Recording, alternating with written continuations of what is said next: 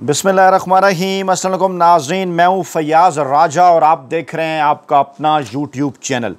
दोस्तों, वफाकी हुकूमत इस्लामाबाद और रावलपिंडी से मज़दूर सहाफ़ी के ज़राए से ख़बरें, मालूमात और उन पर फिर हमारा तज्ज़िया और तबसरा। इस वक्त की सबसे बड़ी खबर, सबसे latest development, army chief field marshal general Asim Munir साहब अमेरिका के सरकारी दौरे पर हैं। 50 दिनों में दूसरा दौरा। वहाँ पर ओवरसीज़ पाकिस्तानियों से उन्होंने मुलाकातें की, खिताब किया, आला तरीन अमरीकी अस्करी शख्सियात से मुलाकातें की। लेकिन दूसरी जानिब पाकिस्तान में आर्मी चीफ की एक्सटेंशन का मामला एक बार फिर ऊद कर सामने आ गया। बल्कि अगर कहा जाए कि नवा कट्टा खुल गया तो बेजाना होगा, क्योंकि पाकिस्तानी इस्टेब्लिशमेंट की जानिब से पाकिस्तान की सियासी क़यादत को, सियासी हलकों को वाज़े तौर पर पैगाम दे दिया गया है कि अगर आप में हिम्मत है तो आर्मी चीफ की तोसी, आर्मी चीफ की एक्सटेंशन को रोक कर दिखाएं। हसास तरीन मामले के ऊपर इस्टेब्लिशमेंट का इंतहाई खौफनाक रद्द-ए-अमल, और पहले माफ़ी मांगी गई एक सियासी जमात की जानिब से, अहम तरीन शख्सियत की जानिब से, और उसके बाद फिर कप्तान से इस हवाले से, आर्मी चीफ की एक्सटेंशन के हवाले से, नए आर्मी चीफ की तैनाती के हवाले से मदद मांग ली गई है। तफसीलात रखते हैं जनाब आपके सामने। पहले शुरू करते हैं जनाब, ये बेसिकली सिलसिला शुरू कैसे हुआ था। ये बात है जनाब नवंबर 2024 की। बैकग्राउंड आपको बताना अज हद ज़रूरी है। कापी, पेंसिल, नोटबुक, कलम अपने पास रख लीजिए ताकि आप इन मामलात को अच्छे से समझ सकें, क्योंकि आगे चलकर आर्मी चीफ साहब की एक्सटेंशन के मामले के ऊपर ही पाकिस्तान की जो सियासी जमातें हैं, पाकिस्तान की जो पार्लियामान है, और ख़ास तौर पर जो पाकिस्तान तहरीक इंसाफ है, इमरान खान है, उनका मुस्तकबिल इसके ऊपर मुनस्सर है। ख्वाजा आसिफ जो कि वज़ीर दिफा हैं, आर्मी चीफ साहब के टेक्निकल बास हैं, चंद दिन पहले उन्होंने नवाज शरीफ साहब से मुलाकात की, और ये मुलाकात एक ऐसे वक्त में हुई जब उनके इस्तीफ़े का मामला सामने आया था। दावा किया गया था कि वो इस्तीफ़ा दे चुके हैं। मामला था इकबाल संगाड़ा की गिरफ्तारी का, जिनसे 17 करोड़ रुपये बरामद हुए थे, जिन्हें फ्रंटमैन ख्वाजा आसिफ का करार दिया जा रहा था। और ये कहा जा रहा था कि मरियम नवाज़ ने किसी के कहने के ऊपर, किसी के इशारे के ऊपर उनकी गिरफ्तारी की है, जिससे ख्वाजा आसिफ नाराज़ हुए और नवाज शरीफ को उन्होंने मशवरे देना शुरू कर दिए कि आर्मी चीफ साहब की मुद्दत मुलाजमत में तोसी नहीं होनी चाहिए। जब उन्हें इस बात का पता चला कि नवाज शरीफ इस हवाले से गौर कर रहे हैं और दीगर सियासी जमातों से मदद चाहते हैं। अब ये इसका बैकग्राउंड था। और ख्वाजा आसिफ साहब ने 2024 में वॉइस ऑफ अमेरिका को एक इंटरव्यू दिया था, जिसमें मौसूफ ने यह दावा किया था कि हमने आर्मी चीफ को एक्सटेंशन देने की पाकिस्तान के अंदर जो तकरीबन 60 साल रवायत थी, उसका हमने ख़ात्मा कर दिया है, 60 साल तोसी की रवायत का। और उन्होंने कहा जनाब सुप्रीम कोर्ट ऑफ पाकिस्तान के जज की हमने मुद्दत मुकर्रर की है, तो आइनी इदारों के सरबराहों की मुद्दत 5 साल है। उन्होंने आर्मी चीफ को भी आइनी इदारों के अंदर शामिल किया, आइनी इदारे का सरबराह शामिल किया, और कहा कि उनकी मुद्दत भी 5 साल कर दी गई है और अब के आसराइयों का सिलसिला बंद होगा। मुसल्लह अफवाज के सरबराहान तीनों की मुद्दत 3 से 5 साल हो गई, ऐसा उन्होंने कहा था। और उन्होंने कहा था कि अब आसिम मुनीर साहब 2027 तक फ़ौज के सरबराह रहेंगे। इसी तरह फ़िज़ाइया और बहरिया के सरबराह भी 5 साल मुद्दत पूरी करेंगे। उन्होंने कहा कि पाकिस्तान तहरीक इंसाफ ने अपने दौर में आर्मी चीफ को तोसी दी, अब सर्विस चीफ की मुद्दत मुकर्रर करने की कानून साजी की मुखालफत कर रही है। हमने इसको फार्मलाइज कर दिया है, और हुकूमत आर्मी एक्ट तरामीम पर ऐवान में बहस कराना चाहती थी, लेकिन अपोजिशन ने दिलचस्पी नहीं दिखाई। हालांकि ऐसा नहीं हुआ। सुप्रीम कोर्ट के अंदर अपनी तब्दीलियां करने के बाद, 26वीं आईनी तरमीम मंजूर करवाने के बाद, जिस तरह जल्दी में ये 6 बिल पहले कौमी असम्बली और फिर सेनेट से मंजूर करवाए गए, जिनमें पहले मुसल्लह अफवाज के सरबराहान की मुद्दत 5 साल की गई, सुप्रीम कोर्ट के जजेस की तादाद 17 से बढ़ाकर 34 की गई, इस्लामाबाद हाई कोर्ट के जजेस की तादाद 9 से बढ़ाकर 12 की गई, और फिर जल्दी जल्दी कायम मकाम सदर के से ये दस्तखत कराए गए। उसके बाद फिर यूसुफ गिलानी से दस्तखत कराए गए सेनेट में, और गज़ट ऑफ पाकिस्तान के बिल में जो है वो ये बिल मंजूर करके इन्हें गज़ट ऑफ पाकिस्तान के अंदर जनाब शामिल कर दिया। मकसद क्या था कि जल्दी जल्दी हम वो सारे काम कर दें कि कोई दरख्वास्त आइनी जो है सुप्रीम कोर्ट में ना जाए। उसके बाद फिर क्या हुआ था, और ये जो मामला था ये चला गया था जनाब सुप्रीम कोर्ट के अंदर। इस मामले की समाअत जो बेंच कर रहा था, जस्टिस अमीनुद्दीन खान साहब उसकी सरबराही कर रहे थे, लेकिन उसके बाद फिर आप इन चिरागों में रोशनी ना रही। जी हाँ, बिल्कुल, भला कैसे अमीनुद्दीन खान साहब, जिन्हें खुद आर्मी चीफ साहब ने चीफ जस्टिस बनवाया था, उनकी वो चॉइस थे, वो भला उनकी मुद्दत जो मुलाजमत है उसके ऊपर कैसे समाअत कर सकते थे। 7 रुकनी आईनी बेंच था, कहा गया 20 नवंबर को समाअत करेगा, लेकिन उसके बाद फिर जो कुछ हुआ वो जनाब आपके सामने है। 7 रुकनी बेंच के लोगों के नाम भी मैं आपके सामने रखता हूँ जनाब। इसमें justice Jamal Mandokhail, justice Mohammad Ali Mazhar, justice Ayesha Malik, justice Hassan Azhar Rizvi, justice Musarrat Hilali और जस्टिस नईम अख्तर अफगान, जस्टिस अमीनुद्दीन खान इसकी सरबराही कर रहे थे। इसमें मां सवाए जस्टिस आयशा मलिक साहब के किसके मुतल्लिक आप ये ख्याल कर सकते हैं कि वो जो फैसला है वो आइन और कानून के मुताबिक करता, इसलिए फिर ऐसा ही हुआ। अच्छा, अब ये मामला क्यों कर और कैसे ऊद कर आया है, जब मौजूदा आर्मी चीफ साहब जो हैं वो जनाब अमेरिका के दौरे पर हैं, वहाँ पर वो अमेरिकी अस्करी क़यादत से मुलाकातें कर रहे हैं, ओवरसीज़ पाकिस्तानियों से मुलाकातें कर रहे हैं। अस्करी क़यादत अमेरिका की उन्हें यह पैगाम दे रही है, ये मशवरा नुमा हुक्म दे रही है कि आप इमरान खान साहब से अपने ताल्लुकात को बेहतर बनाएं, और वो मज़ीद जो है वो थोड़ी सी मोहलत लेने की कोशिश वहाँ पर कर रहे हैं। 18 अगस्त तक ये मोहलत अमेरिकी सदर डोनाल्ड ट्रंप की जानिब से दी गई थी। अब ये कहा जा रहा है कि उसके लिए अक्टूबर नवंबर तक की मोहलत मांगी जा रही है, ताकि इस दौरान हम इमरान खान साहब से किसी न किसी की कोई डील जो है वो बना सकें। इसी दौरान पाकिस्तान में एक्सटेंशन के मामले के ऊपर बातचीत शुरू होगी। कहा जाने लगा कि मौजूदा आर्मी चीफ साहब जो हैं उनकी मुद्दत मुलाजमत में तोसी नहीं की जाएगी। नवंबर 2027 की बात इस खबर के मुताबिक की जा रही जो मैंने आपके सामने रखी, लेकिन कुछ यार लोग ये सवालात भी उठाते नजर आए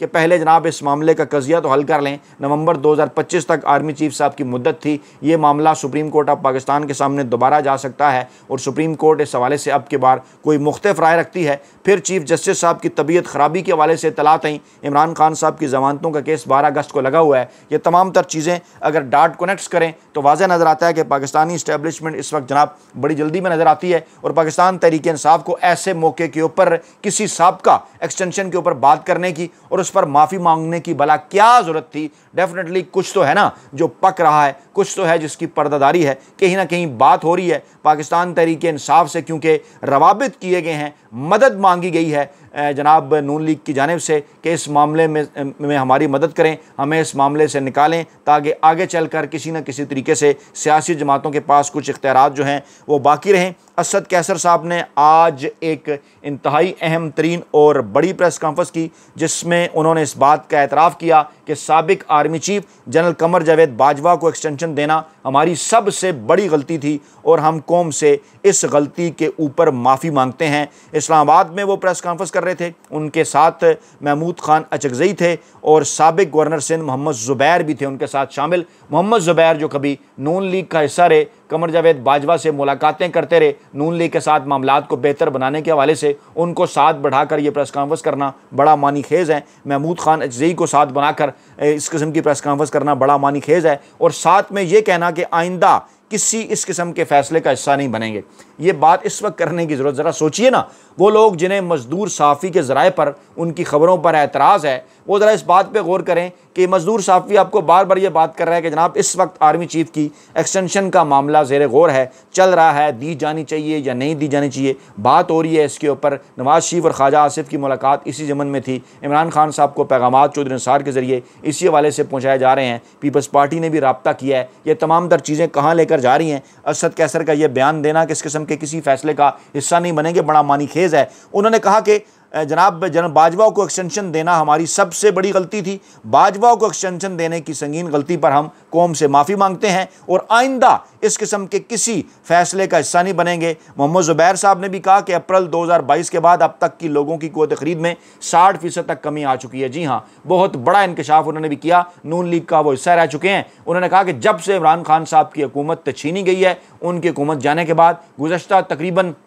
जो है वो 3 साल और 4 माह के अंदर कौम के लोगों की क़ुव्वत ख़रीद जो है उसमें 60% कमी आ गई है। ये बड़ी संगीन सूरत हाल है और इस पर कोई हुकूमती नुमाइंदा बात नहीं कर रहा। ह्यूमन डेवलपमेंट इंडेक्स में दुनिया में पाकिस्तान 168 में 168 नंबर पर आ गया है। 2 करोड़ बच्चे इस वक्त स्कूल नहीं जा रहे। मलेशिया और भारत तो छोड़ें, बांग्लादेश का लिटरेसी रेट भी जो है वो भी पाकिस्तान से ज़्यादा है। लेकिन इसमें जो जनाब जो सबसे इम्पॉर्टेंट जुमला है ना, इसमें सबसे इम्पॉर्टेंट जुमला वही है जिसकी जानिब मैंने पहले भी आपको बताया कि कि जनाब असद कैसर ने जिस पे कहा कि जनाब हम जनाब जो है वो कमर जावेद बाजवा को एक्सटेंशन देने पर कौम से माफ़ी मांगते हैं, ये एक गलत फ़ैसला था। मुल्क में मौजूदा निज़ाम कानूनी और जमहूरी नहीं है और मुल्क इस वक्त अनारकी की तरफ जा रहा है। 26वीं आईनी तरमीम पर वकला से मुशावरत कर रहे हैं, वकला बरादरी के साथ राब्ते करने जा रहे हैं। उसके बाद भी आइन का जो हुलिया बिगाड़ा गया उस पर हम सुप्रीम कोर्ट जाएंगे, यानी वो एक्सटेंशन का मामला जो कि नवंबर 2025 से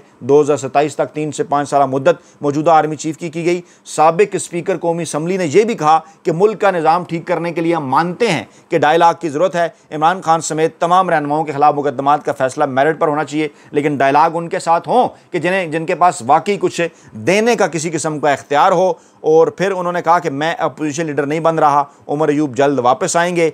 और इसके साथ साथ महमूद खान अचकज़ई और इसके साथ साथ उससे पहले जो है मुस्तफ़ा नवाज़ खोकर और अब मोहम्मद ज़ुबैर भी इस बात की तरफ इशारा कर चुके हैं कि अपोजिशन के जो रहनुमा हैं वो पाकिस्तान में आइन और कानून की बहाली के लिए मिलकर तहरीक चलाएंगे। असद कैसर ने कहा कि मौजूदा निज़ाम ना ही आइनी है ना ही कानूनी है और मुल्क इस वक्त अमलन एक मार्शल लॉ के तहत चल रहा है। मुल्क इस वक्त अमलन एक मार्शल लॉ के तहत चल रहा है और इस पर थोड़ी देर भी सब्र ना हुआ पाकिस्तानी इस्टेब्लिशमेंट के खुद साख्ता और गैर सरकारी तर्जुमान से। इस पर फौरी तौर पर कहा यह जा रहा है कि GHQ का रद्द अमल आ गया, GHQ का बयान आ गया। डेफिनेटली पाकिस्तानी इस्टेब्लिशमेंट के खुद साख्ता और गैर सरकारी तर्जुमान समझे जाते हैं। जी हाँ, मैं जिक्र कर रहा हूँ फैसल वावड़ा साहब का। उन्हीं ने इसके ऊपर फौरी जवाब दे दिया। वो जवाब नहीं था, वो बल्कि एक किस्म की धमकी थी, एक किस्म का चैलेंज था। कहा क्या उन्होंने, साबिक army chief general Qamar Javed Bajwa को एक्सटेंशन देने पर पाकिस्तान तहरीक इंसाफ के कौम से माफ़ी मांगने पर सेनेटर फैसल वावड़ा का रद्द अमल सामने आया है। और फैसल वावड़ा ने कहा है कि ये एक्सटेंशन नहीं है, ये तसलसल है। एक्सटेंशन नहीं है, ये तसलसल है। तसलसल जारी रहेगा, तसलसल जारी रहेगा, जारी रहेगा और जारी रहेगा। इस लफ्ज़ को उन्होंने 3 मरतबा दोहराया कि मौजूदा आर्मी चीफ साहब की क़यादत का तसलसल जो है वो जारी रहेगा। किसी में अगर दम है तो वो इस तसलसल को रोक कर दिखाए। ये एक किस्म का चैलेंज है, एक किस्म की धमकी है कि आप इसे एक्सटेंशन कहते हैं, हम इसे तसलसल कहते हैं और इस तसलसल को जारी रहना है। इस तसलसल को जारी, ये तसलसल जारी रहेगा, रहेगा, रहेगा। 3 मरतबा उन्होंने कहा और साथ उन्होंने ये भी कहा कि अगर कोई इस तसलसल को रोक कर दिखा सकता है तो रोक कर दिखाए। इंतहाई खौफनाक रद्द अमल पाकिस्तानी इस्टेब्लिशमेंट का आर्मी चीफ साहब की एक्सटेंशन के इंतहाई ख़तरनाक और हसास मामले पर यह एक ऐसा रद्द अमल है जिसकी शायद पाकिस्तान के जो रवायती सियासी तबके हैं वो इस बात की उम्मीद नहीं कर रहे थे। बहरहाल पाकिस्तान तहरीक इंसाफ ने तारीख़ दुरुस्त करते हुए, तारीख़ में अपने कागजात दुरुस्त करते हुए माजी की गलतियों के ऊपर माफ़ी मांगी है। साबिक army chief general Qamar Javed Bajwa को, हालांकि दीगर सियासी जमातें भी उस वक्त इनके साथ थीं, आप ज़रा याद कीजिएगा ना कि जनाब नवंबर 2019 में क्या क्या हुआ था। मौलाना फजल रहमान साहब का धरना इस्लामाबाद पहुंचा हुआ था। नवाज शरीफ साहब के प्लेटलेट्स रोज़ाना की बुनियाद पर गिर रहे थे। मौलाना फजल रहमान साहब पाक फ़ौज के जर्नैलों को, DGI-SPR को धमकियां लगा रहे थे और इसके साथ साथ हुकूमत गिराने की बात कर रहे थे। और उस वक्त इस किस्म की ख़बरें आईं कि जनाब इमरान खान साहब अगर नवाज शरीफ साहब को बाहर जाने दें तो उनकी हुकूमत भी चलती रहेगी, लेकिन बदले में ऐसा करें कि वो कमर जावेद बाजवा साहब को एक्सटेंशन भी दें। उसके बाद यही शर्त नवाज शरीफ साहब और पीपल्स पार्टी के सामने भी रखी गई, क्योंकि उस वक्त जो नवाज शरीफ साहब थे वो भी कुछ बातें मान कर कुछ मनवाना चाहते थे। डेफिनेटली वो डील करके मुल्क से बाहर जाना चाहते थे और पीपल्स पार्टी भी कुछ ना कुछ मुस्तकबिल के हवाले से यकीनदानियाँ चाहती थी। आपको याद होगा ये माहौल था। इस माहौल के अंदर नवाज शरीफ साहब को बाहर भिजवाया गया, मौलाना फजल रहमान साहब का धरना वापस चला गया और फिर इन दोनों चीज़ों के नतीजे में army chief general Qamar Javed Bajwa साहब की एक्सटेंशन हो गई थी। यानी आप डाट्स को कनेक्ट करें तो मामला वाज़े हो जाता है कि कौन कौन इस एक्सटेंशन के अंदर शामिल था। लेकिन इसके बावजूद बाद में सारा नज़ला इमरान खान साहब और पाकिस्तान तहरीक इंसाफ के ऊपर गिराया गया। बहरहाल वो मेजर प्लेयर थे क्योंकि हुकूमत के अंदर थे। और आज असद कैसर साहब ने पाकिस्तान तहरीक इंसाफ की बड़ी गलती गर्दानते हुए जनरल कमर जावेद बाजवा की एक्सटेंशन को पाकिस्तान तहरीक इंसाफ की बड़ी गलती गर्दानते हुए पाकिस्तानी कौम से इस पर माफ़ी मांगी है। लेकिन मामला फिर बड़ा मानी खेज़ है। सवाल बड़ा मानी खेज़ है कि जनाब आखिरकार क्या मामला है, क्या वजह है कि आज 10 अगस्त को जबकि आर्मी चीफ साहब अमेरिका के दौरे पर हैं, वहाँ की अस्करी क़यादत से मुलाकातें कर रहे हैं, ओवरसीज़ पाकिस्तानियों से मुलाकातें कर रहे हैं, इमरान खान साहब के साथ मामला बेहतर करने की कोशिशें कर रहे हैं, नून लीग के अंदर एक्सटेंशन के हवाले से फूट है, पीपल्स पार्टी भी अपनी राय महफूज रख रही है, तो ऐसे मौके के ऊपर आखिरकार असद कैसर साहब को किसने कहा कि आज के दिन आकर आपने ये एक्सटेंशन वाली बात करनी है? यकीनन कुछ तो है जिसकी पर्दादारी है, यकीनन पर्दों के पीछे कुछ ना कुछ ज़रूर हो रहा है जो कि सूंघ लिया है पाकिस्तान तहरीक इंसाफ ने, स्मेल कर लिया है और वाज़ेह तौर पर उन्होंने कह दिया है कि ऐसी किसी भी एक्सटेंशन का जो कि मुस्तकबिल में किसी आर्मी चीफ साहब को दी जाएगी उसका हम हिस्सा नहीं बनेंगे। अपना बहुत ख्याल रखिएगा, दुआ में याद रखिएगा। नई वीडियो के साथ जल्द हाजिर होंगे। अल्लाह ने के बान।